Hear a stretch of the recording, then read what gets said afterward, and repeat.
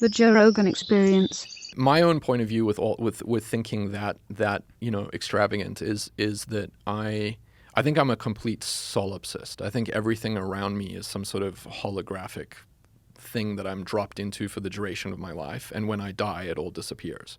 Really? Yeah, I kind of do think so. I think it's. I also think that there's everything that is going to happen has already happened, and there's a paradox where free will also exists. So I think I have the ability to go around and act with free will. I don't think that things are completely deterministic. But I think the free will is informed by the biological programming we were talking about before. But I'm still choosing within a given set of what I'm allowed to choose from. But the paradox is also that I think that I'm probably on my deathbed if you collapse time down and look at it as like a linear, thing. If you just observe it, it's like Neill's death is here, his birth is here, these are these other events. Theoretically, with free will, as you move through that three-dimensional map, these other events should change, right? Each day, with choices you make, all of these other outcomes should move. And somehow I don't think they do. I think that they're kind of locked in place.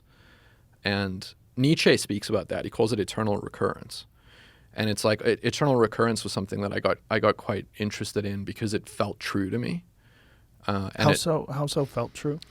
Well, he says that what happens is that your life is set, and all of the events within your life not only are set, but they will also recur infinitely through time. So instead of the idea of reincarnation, it's almost like the idea of reincarnation into your own life eternally. And so someone else from a different point of view would be able to see this event of like Joe Rogan's life and see you make these choices, and then they would see you begin and make these choices again. And he kind of used it as a thought experiment where he said that if I went to most people out in the world and I said to them that your life is going to repeat exactly like this forever, he said it was a burden that would be too heavy for most people to be able to deal with. Yeah. That their life is, that they don't want to live their life over the way that they've lived it enough that it would be literally the worst burden that they could be given. I've pondered this before, and I've heard this brought up before. In fact, Elio Gracie is a famous Brazilian jiu-jitsu guy who he's the patriarch of like the greatest martial arts clan ever. Yeah. He believed that. He believed you will live your life over and over again until you get it right. Yeah. Nietzsche is saying that you don't get the chance to do it right. It's locked in place. It's locked in place exactly the same way forever? Yeah. But why? Why would he believe that? Because but if you believe in free will, that's the paradox. Yeah. Though. So if you believe, I think you'll make the same choices over and over. But why? Because you're not learning each time you go back. It's not a different version of you. It's the same version of you, but why haven't you learned from the past?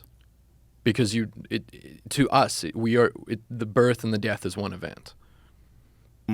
But if you are having the same life experience over and over and over again, what is you? If that's you having the same, is it new versions of you, or is it you? No, it's just one. It's just you. Yeah. And why don't you learn? What he because from a three-dimensional standpoint, in that linear timeline, when you die, that feels like the end of the play. From a fourth-dimensional, different observational standpoint, you can watch it repeating. Yeah. But his point was with free will inside of that linear timeline, you should live your life in a way that that you would want it to go on forever. It was sort of a thought experiment. Yeah. But what I was getting at was the feeling that, to me, it feels like things are set in place.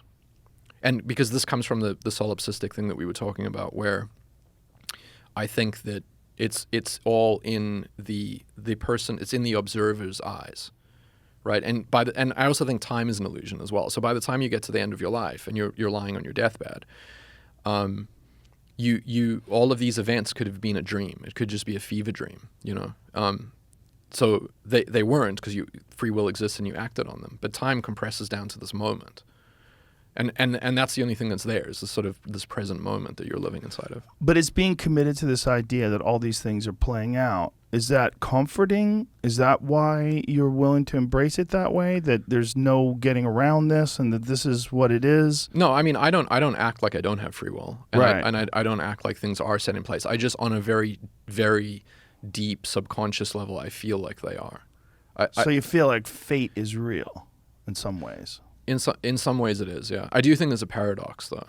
I think there's a definite paradox. Do you think about that when you're making films? Do you think like, because the creative process of writing, and then I'm sure I've never edited a film, but I would imagine editing and filming it and choosing the angles. It's you're visualizing this creation and you're putting it together, and then ultimately you get a final product, and that's what people go to see. It's similar to people's lives. I mean, you could say, right?